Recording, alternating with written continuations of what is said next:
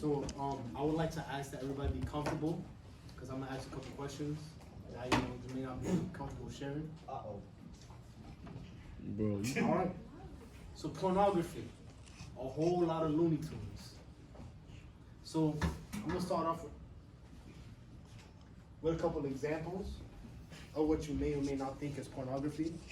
For instance, this art right here, two people, kissing. What you mean, that's pornography. Excuse me? Or ASMR.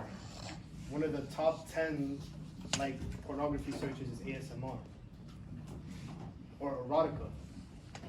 Where you read and do that stuff. So as you may know, pornography is all over the place. Or you may not know, pornography is all over the place. And an example of this would be some ads. Can I press on the right? So advertisements. Sex is all over the place, even when you start at a young age.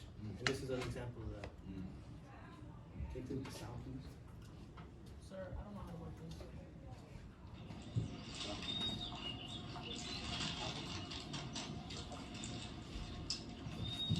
The last one? Yeah.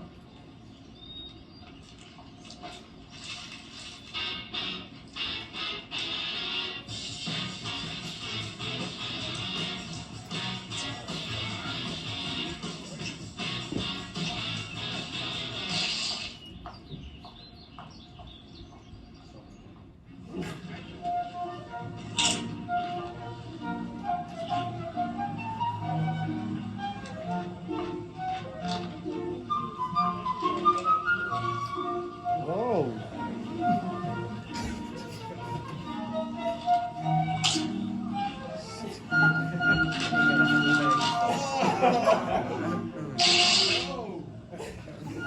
When is that ever be ready? Whoa! Imagine putting on his ass. Nah, so deep, keep dirty, bro. So what was the point of that video? My point is, I remember watching this, and that's the Calvin Klein ad. For jeans, is an orgy. So my point is that all over the place, there are signs of sex and pornography. And I remember watching that ad when I was a little kid. Right, so my question, right, in the beginning where I said I was gonna ask, some uncomfortable questions, what are some ages where you guys first started watching pornography, or where you were first, exposed to sex? Derek? Do you mind answering this question? I could tell you when I was first exposed to sex. You mean experience? No, just That's not but what's it called? First time I was exposed to it probably when I was 6th grade. How old would that be? I think that was 12 or 13. Anybody else? No? Well, I would say that's pretty young. And yeah, it's pretty young. Yeah, this is a Comic Con ad. And as you know, social media, the majority of the users are the youth. They're little kids. And they're exposed to pornography every day. Whether it be for example, one of the biggest social media influencers, Kylie Jenner. At the end of the new year, she posted, one last thirst trap. And she has a huge following. And if it's so many kids are watching that on social media, they might, just learn from that, right? And as you can see here, there's an alarming rate of child pornography on social media due to the passage of nudes and unsolicited photos of young teenagers. Because you can see, if they see these huge social media stars sharing photos of themselves, nearly naked, they might themselves, do that because that's their sex education, right? Oh, like Okay, so now I'm going to talk about children and how they're affected by online pornography.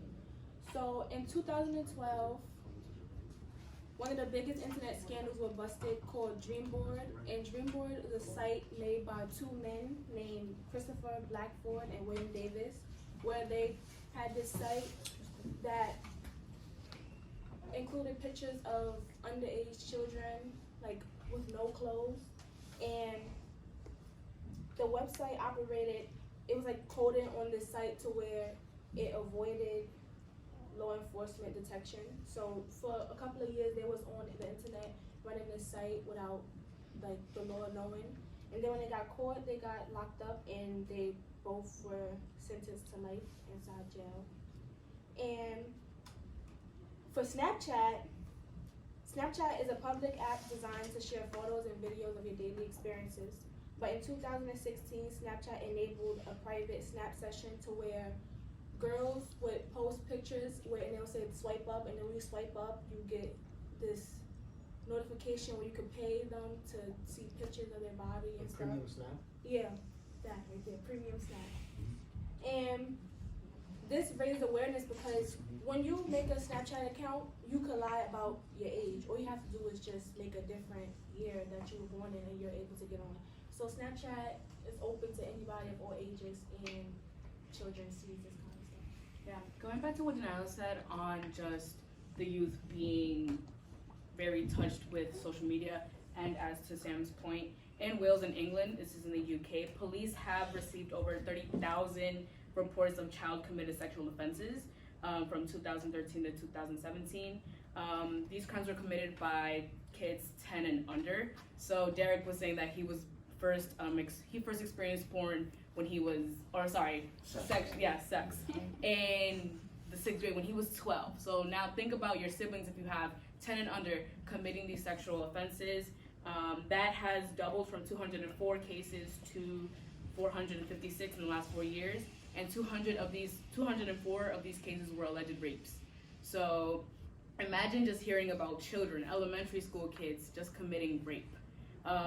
So one of the limitations is that not all of the kids who watch porn or exhibit it are going to become rapists in their lifetime or anyway. But according to the American Bar Association, they say that exposure to porn at a very young age normalizes sexual violence, unprotected sex, non-consent. So you can see the link between, you can see how pornography, online pornography, influences the younger generation more than it does adults. But the correlation is very prevalent to students of younger age, especially in a time where technology is increasing. If you see outside, a lot of these kids have iPhones, Androids, they have iPads, access to computers. So with the reoccurrence of this common trend of like technology increasing and the internet, you can see that a lot of kids are getting access to seeing porn, being on social media, sharing nudes, and whatever the case may be. So one of the limitations of this argument as we go forward, just to have in your mind, is that not everyone who watches porn, not everyone who watches porn becomes a rapist and abuser. A lot of what we're gonna say is a lot of a psychological link. And not every rapist and abuser is an abuser because of pornography. There are a lot of factors that go into why a human does what they do. And just to let you know that not every kid, as we said, not every kid who watches porn does commit a sexual offense. It's just easier to see the link between children since they are more susceptible and to mimicking their environment. All right, so pornography may seem to just have negative effects on relationships. As you can see up here, these are certain numbers that have been, these are statistics throughout the years on pornography. But other than that, misleading titles, certain titles and videos that glorify infidelity, aggression, and familial taboo leads people to not differentiate fantasy and reality. When it comes to stats, of the 304 scenes analyzed from the 50 of the best-selling pornographic films, around half contain verbal aggression and 88% contain physical aggression, which leads into my next statistic, and that on average, nearly 20 people per minute are physically abused by an intimate partner in the United States. This equates to more than 10 million men and women a year. So there isn't really direct correlation, but you can see that there is some connection between the pornography and actual real life relationships. Also, this idea of fantasy and familial taboo is maybe caused by pornography titles, such as cheating wife asks her daughter to fuck her stepdad so he doesn't leave them. Or cheating husband fucks daughter's friend, right? Things like that can really take a toll on people in a relationship who may overthink and don't seem to see the line between reality and fantasy.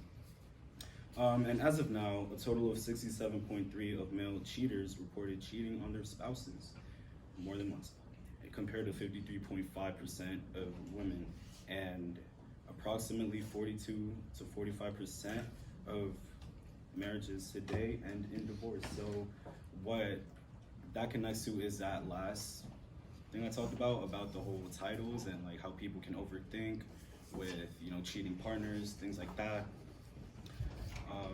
But yeah, overall, it seems that pornography has a bad correlation with relationships, you know, partners that are skeptical of other partners. And, yeah. She's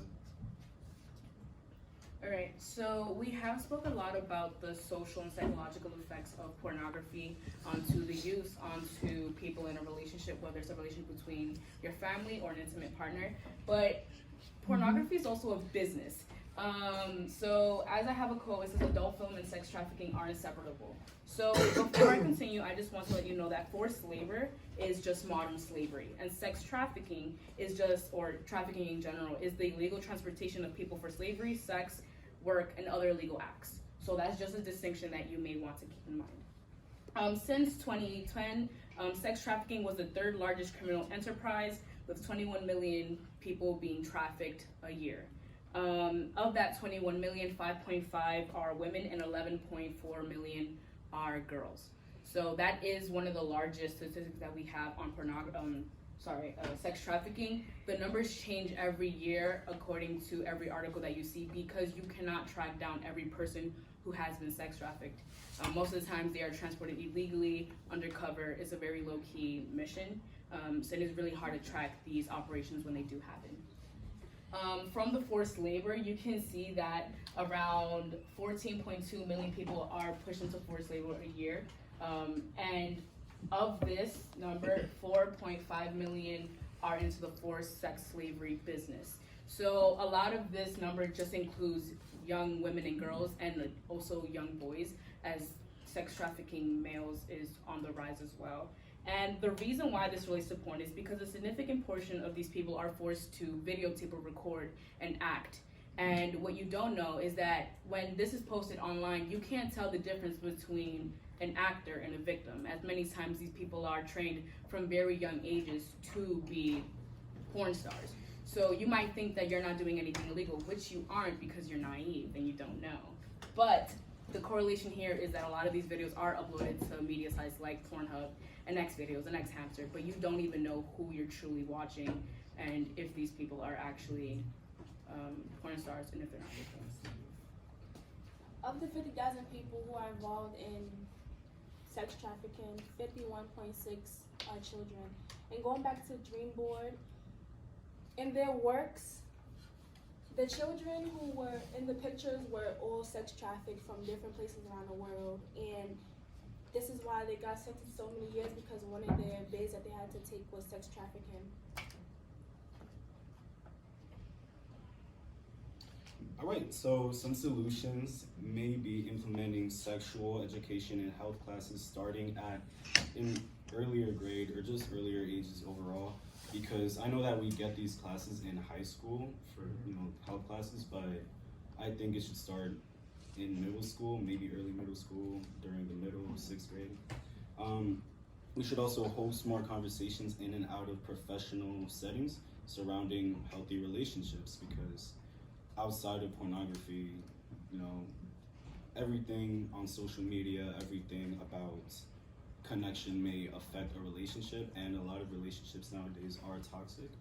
So it's good to understand why and how to get out of those situations. And also press government officials to give more money to departments focused on sex trafficking and rapes, and also talk in these classes, in these health classes, have a unit on morality and consent and things like that. Just a quick note, the statistics that I gave, those were international numbers, and the statistics that Denial gave, those are just national United States numbers on sex trafficking. Oh, and can I add on? By morality, I mean like anything that's right and anything that's wrong. You know, certain titles give off very explicit ideas that aren't necessarily correct. They're considered taboo. So it's good to differentiate that line between fantasy and reality at a younger age, so you know as you get older. Yeah. Okay, wrap it up. Okay, Sam. Describe how the content of the team presentation was changed as a result of group discussions. Well, there were like certain things where we wanted to include, but we thought it might have not been appropriate. Like I showed you one of the ads, right? That wasn't as appropriate for the presentation. So we just talked about although this presentation is a little bit explicit, like we also have to talk about like what's too far and where do we draw the line. Okay, Kaylin. Reflecting on your colleagues' work.